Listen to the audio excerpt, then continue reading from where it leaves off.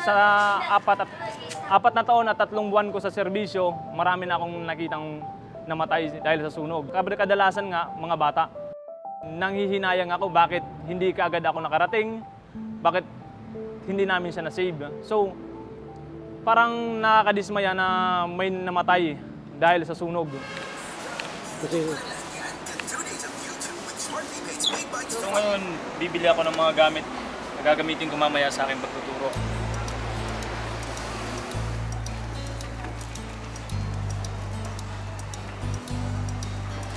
May masinti po tayo. Ito, kartolina. Ay, hindi na po. Ano ba yan? Balitay na lang po kami ng resibo na yun.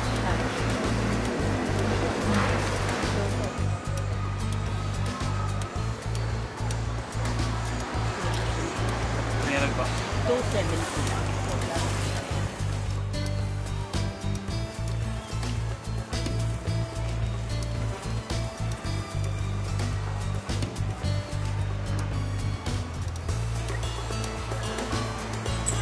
Sige po. Sige po.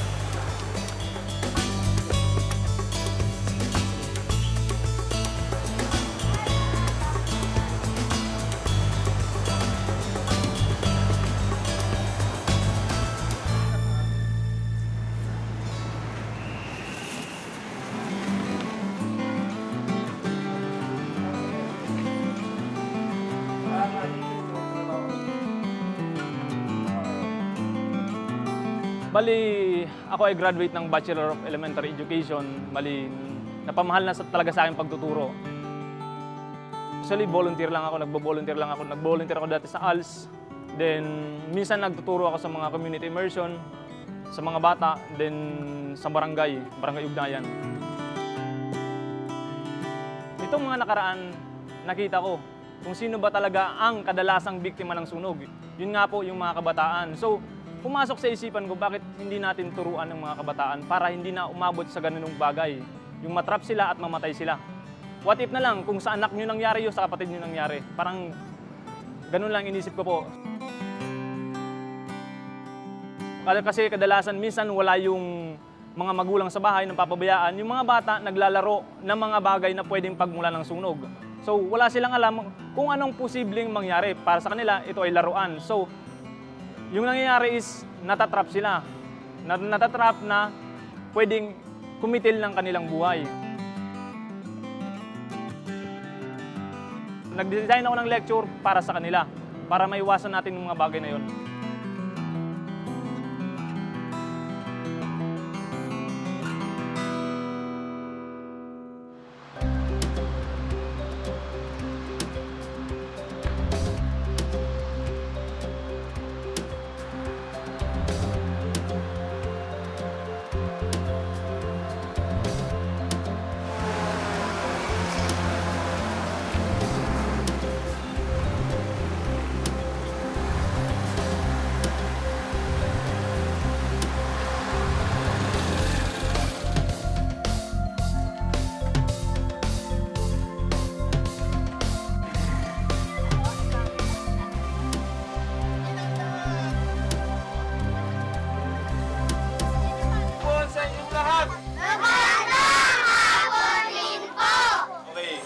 Si Kuya Georgie, isa po akong bumbero. Okay. May mga larawan akong ipapakita sa inyo. Okay. Handa na ba kayong makita ito? Okay. Hulaan niyo to kung anong mga to. Okay, ano kayang mga to? Ito ay isang fire truck! Okay, fire truck. Sino lang nakikita ng fire truck? Okay, fire truck pala. Okay. Ito ay isang fire truck. Okay. Anong narinig niyo pag tumatakbo ang fire truck? Okay, narinig niya? Okay, sirena. Ibig sabihin, pag tumunog yung kanyang sirena, merong sunog. Okay, anong kulay ng fire truck? Okay, yung karaniwang kulay ng fire truck ay kulay? Okay, pula. Katulad ng nakikita natin dito sa nahan. Okay.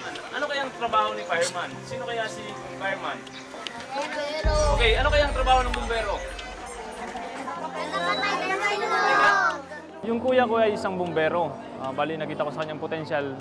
At kung nakita ko kung paano ang buhay ng bumbero kasi before ako maging bumbero, tumuloy muna ako sa estasyon ng Paco Fire Station. Bali, doon ako mas na-encourage na pasukin ang profesyong ito. Okay, sila po ang tagapagligtas sa mga taong.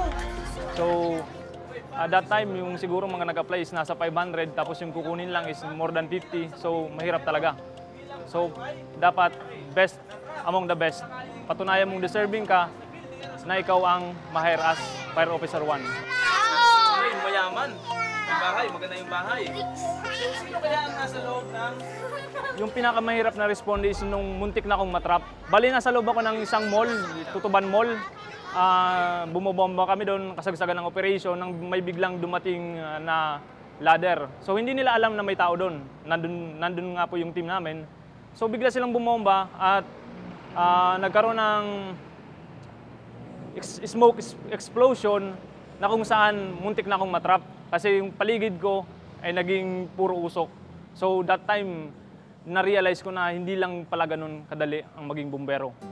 Kung hindi kayo makaligtas dyan, kayo ay posibleng mamatay. Gusto niyo bang mamatay sa sunog? Okay, hindi na maglalaro ng kandila, lighter, at mga bagay na pwedeng pagmulan ng sunog. Ito nating babantayan yung ating mga anak. Lalong-lalo na po, pag nakitang naglalaro ng mga bagay na pwedeng pagmulan ng apoy, katulad ng posporo, kandila, lighter, okay, sawayin po natin.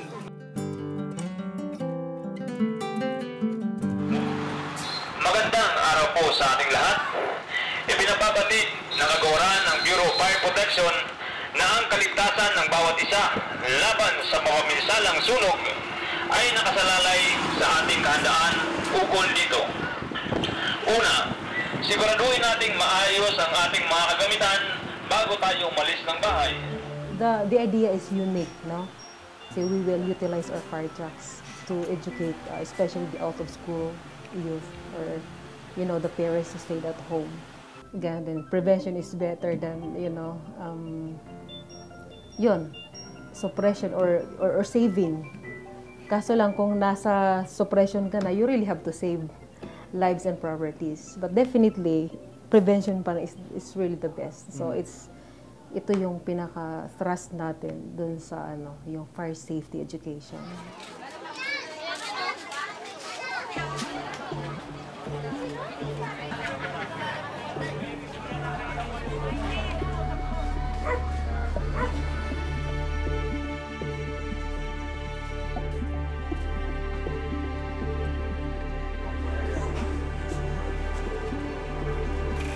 Kung inyong makikita, gawa siya sa light materials. Ibig sabihin, pag nagkasunog, mabilis na kakalat yung apoy. At kung inyong nakikita, masyadong masikip yung daanan.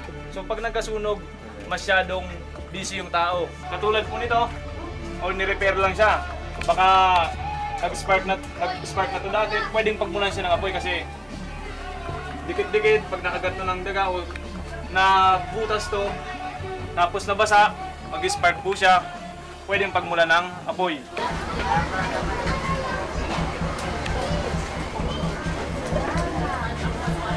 So pag nagsama-samang tatlo, mabubuo yung apoy. Okay. Tatanggalin lamang natin yung isang bahagi ng triangle para mamatay siya. So ano kaya ang tatanggalin natin? Ano kaya? Ano kaya sa tatlo? So, anong gagawin natin? Okay. Tatakpan po natin siya para tanggalin yung oxygen para mawala siya. Okay. Tatakpan natin. Kaya po ba? Okay, tatakpan mo siya. Ano kaya mangyayari? Okay. Kaya yung isa lang, bayaran mo na lang.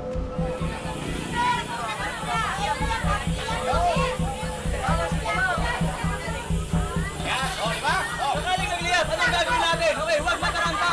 Okay, balutin ang kamay. Ilagay sa bal. Patayin. Okay? Isa pa po.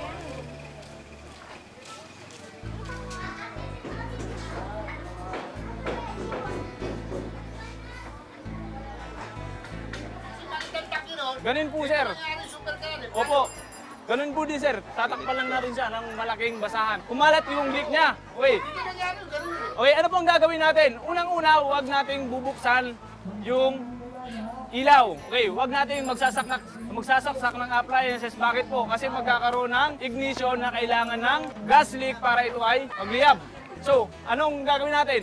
Lahat ng patay, huwag nating bubuhayin. Lahat ng bukas, huwag nating papatayin. At lahat ng nakasaksak, huwag nating tatanggalin. Sabihin po natin, ipamahagi natin para lahat tayo matuto, lahat tayo marunong, lahat tayo iiwas sa sunog. Okay, maraming salamat po.